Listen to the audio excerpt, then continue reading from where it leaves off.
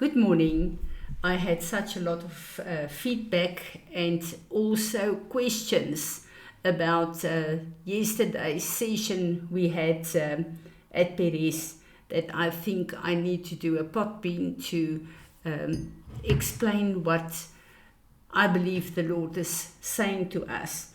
Since the beginning of this year, the Lord has been speaking to me about timelines, and we have ministered timelines quite a few times this first half of the year. He said that this year, in this year, His Kairos time will manifest in our lives for important seasons that must be open. And you know that we repented of all the wrong timelines and the defiled timelines. During this time, I spoke to Dr. Laura Sanger, and the revelations that the Lord gave her were a great help to me.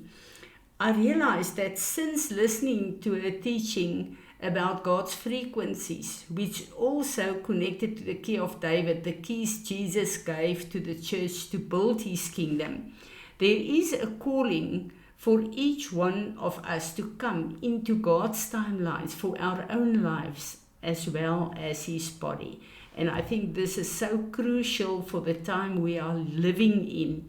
Earlier this week, I shared an excellent prayer that the Holy gave to Dr. Laura on the different groups. And yesterday, the whole scenario of Jericho became very clear to us. This city, which was built by the Nephilim, was under the control of the enemy and his kingdom, functioning under his timeline of evil. God's strategy for Israel, after first circumcising the entire army and waiting for their healing, was for them to walk around the city in silence for 7 days. I believe this was to stop all the negative opinions and prevent the army from following their own plans. And now we understand that God wanted to restore the wrong timeline back to His perfect time, which was His perfect will. And I believe that just as with Jericho, I realized that when we walk in God's perfect timing for our lives, when we walk in obedience to Him, every wall and every opposition of the enemy must fall. I think this is so important. Yesterday in our group, there was specifically a question about premature death because I pointed out what Dr. Laura especially said about David's life, and that his disobedience to God's timeline opened him to first to temptation and then to all the premature deaths that follow.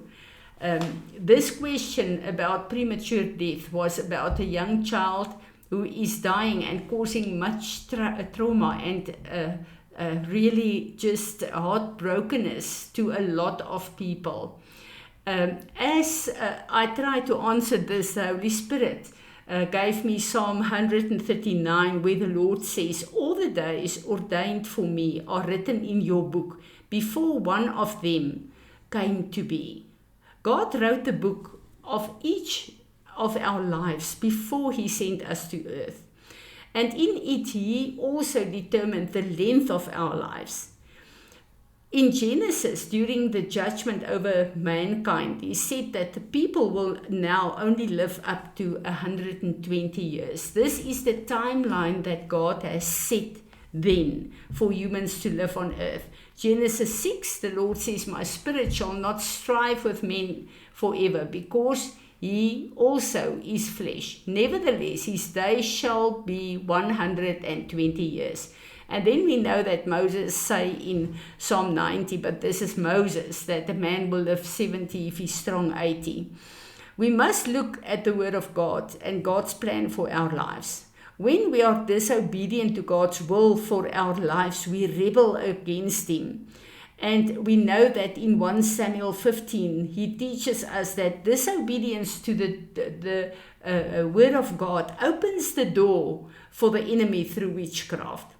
Just as David in 2 Samuel 11 was disobedient to God when he stayed home during the time when kings went to war, And this brought sin and death into his life. So we also give the enemy the right to bring specially premature death into our lives, to compromise and defile our timeline, and to cause premature death because of our disobedience. We give him the right. In Romans 4 verse 13 to 14, he says that the Lord says that everything we do becomes either instruments of righteousness or unrighteousness. And then clearly says that we should not give ourselves as instrument into the hands of the devil. So his character is to steal, to destroy, and to kill, to murder.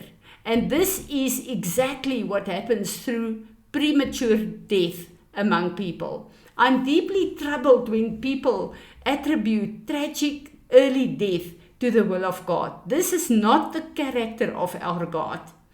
By this, I do not mean that all premature death comes from the enemy. God is God, and his thoughts is far higher than our thoughts. And we cannot think, we can think and understand what God is doing the whole time.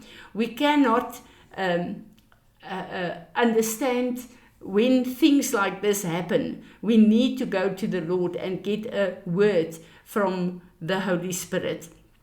And then again, if God wants to give us an answer, he can do it. But if God do not give us an answer, to know him and to know he is righteous is enough for all of us. I know that once the Lord gave me Isaiah 57 verse 1, where the Lord says that he will allow someone to die earlier because he wants to spare him from a lot of troubles lying ahead of him. This is a scripture the Holy Spirit specially gave me as an answer when I prayed over someone's early death. God knows our past, our present, and our future, and I believe he will not expose us to temptations and troubles that we may not be able to overcome. Therefore, we must remain in a place where we continually seek his guidance concerning what is happening in our lives and in the lives of our loved ones. This is also very important for us to bring before the Lord, because our generational bloodlines curses we may have inherited through our generational bloodlines. And we need to deal with this through the blood of Jesus. A lot of times we inherit defiled timelines because of the iniquity of our ancestors. And then we need to come and we need to bring this before the Lord to make sure that you take responsibility for your time that you are living on this earth, and that you do not need to deal with the curses of the past. Jesus died for our past, our present, and our future. Just as in David's case, where his son, that's the next generation, died, we also inherited the consequences of unconfessed sins and the iniquities of our forefathers. And Jesus died for everything in our lives, everything. And we need to bring this before the Lord. I believe that this is one of the places where the Lord is highlighting the defiled timelines in our lives, to bring us to a place where we as the bride of Christ can stand in victory, that he can use us to his honor and to his glory. So please, I've placed the prayer on our different groups. Take that and go before the Lord and pray this and allow the Lord to reset the times of your life. Father, we just humbly come and bow before you, Lord, and we are so grateful for what you are revealing to us. We are so grateful, Lord, and so humbled for the revelation of your word to help us to move back into your perfect time for our lives, Lord. And Lord, I pray that you will help us, each and every one of us, to humble ourselves in repentance, and that we will take responsibility for every place that you are showing us, Lord, to repent and to stand in faith before you for a resetting of our times. Lord Jesus, thank you that you died for us before the foundation of this earth, before time was there, Lord, and therefore you can redeem our time with your perfect sacrifice. We honor you, Lord, and we want to thank you. Amen.